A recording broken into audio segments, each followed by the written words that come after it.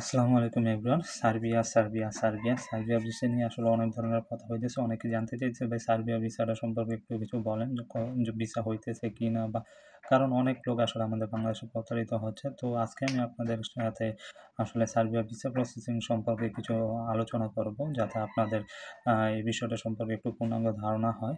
তো পুরো ভিডিওটা দেখবেন।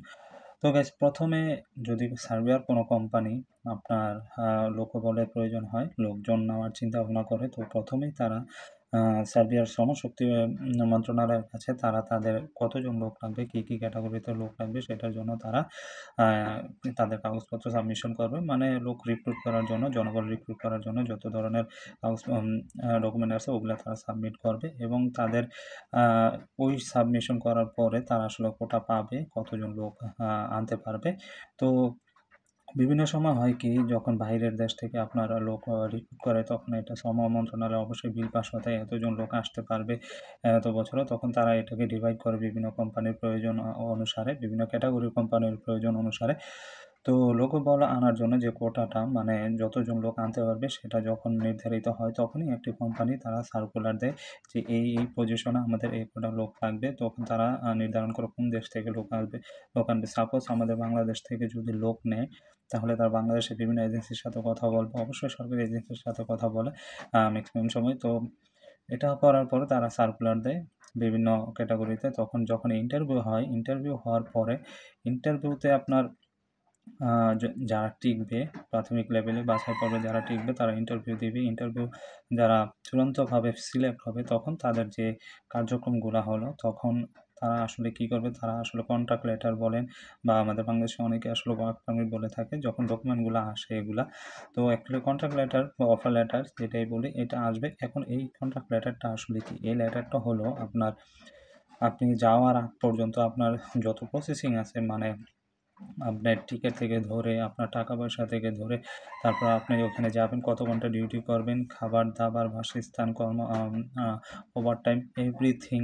তারপর বোনাস-টোনাস যদি কিছু থাকে, অ্যালাউন্স যদি কিছু থাকে, বাৎসরিক ছুটি, কিছু মানে সময় বা কত বছরের কন্ট্রাক্ট, আপনার ক্যাটাগরি কী, আপনি কী পজিশনে যাচ্ছেন।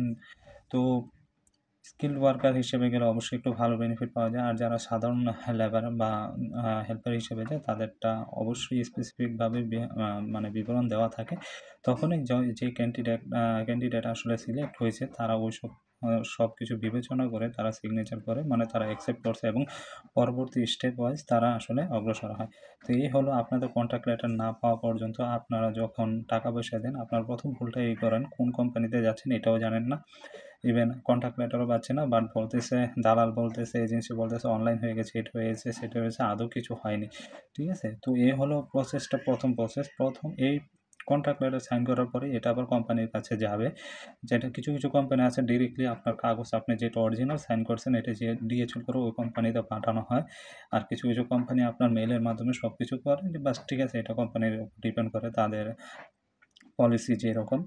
তখন তারা তাদের লোক রিক্রুট করার পরবর্তী স্টেপ যেগুলো আসে এগুলা তারা আসলে শুরু করে ওই কোম্পানি থেকে। ঠিক আছে? যদি কোনো লিগ্যাল কোম্পানি, অরিজিনাল কোম্পানি নেওয়ার চেষ্টা করে। দালালদের বিষয় আজকে হচ্ছে, কালকে হচ্ছে, 6 মাস পর হয়ে যাচ্ছে, 2 বছর পর হয়ে যাচ্ছে, এভাবেই হয়। ঠিক আছে? তো আপনি যখন কন্ট্রাক্ট পেপার সাইনই করলেন না, আপনার কোনো ডকুমেন্ট আসলে আপনি জানলেনই না কোম্পানি সম্পর্কে, বাট আপনি সার্বিয়া চলে যাচ্ছেন, এখানেই তো প্রতারক হয় মানুষ, আসলে প্রতারকদের ফাঁদে পড়ে। তো মেইন কথা হলো আপনারা আসলে প্রথম দেখবেন কোন কোম্পানিতে যাচ্ছেন, কী কাজে যাচ্ছেন, কন্ট্রাক্ট লেটার হাতে পেয়েছেন, তারপর আপনারা টাকা পয়সা লেনদেন করার চিন্তাভাবনা করবেন, পাসপোর্ট দিবেন।